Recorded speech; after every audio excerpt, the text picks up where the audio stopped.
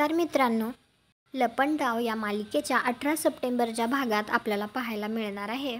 तेजस्विनी घरीच असते. जेव्हा सखी घरी येते तेव्हा तेजस्विनी म्हणत असते, सखी बाळा ये, हॅपी बर्थडे सखी असं म्हणतच ती हात पुढे करते. तर सखीला असं वाटतं की ती आता तिला मिठी मारणार आहे, म्हणून सखी पटपट पुढे जायला लागते. तर तेवढ्यातच जेव्हा सखी पुढे येते तेव्हा तेजस्विनी लगेच त्या दोघींमध्ये एक फाईल आणते आणि तिला म्हणते, या पेपर्सवर सह्या कर, मग करूया आपण सेलिब्रेशन.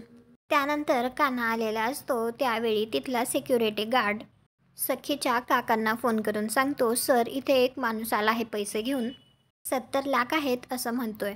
तर काका लगेच म्हणतो, मग पाठव त्याला आत. इकडे घरात सखी त्या पेपर्सवरती सह्या करते. त्यावेळी तेजस्विनी मनात विचार करत असते, फायनली मी आज या सगळ्या साम्राज्याची एकुलती एक मालकीन झाले. कान्हाला ते सिक्युरिटी गार्ड आतमध्ये सोडतात. त्यावेळी तो आतमध्ये जात असताना मनात विचार करत असतो, हा प्लॅन फेल नाही गेला पाहिजे. त्यानंतर उर्मिला सरकारला म्हणजेच तेजस्विनीला विचारत असते, सरकार कसले पेपर आहेत. आता यावर सरकार काय उत्तर देईल, किंवा ती कोणाला काही उत्तरच देणार नाही, कारण तिच्या दृष्टीने समोरचे हे शून्य आहेत.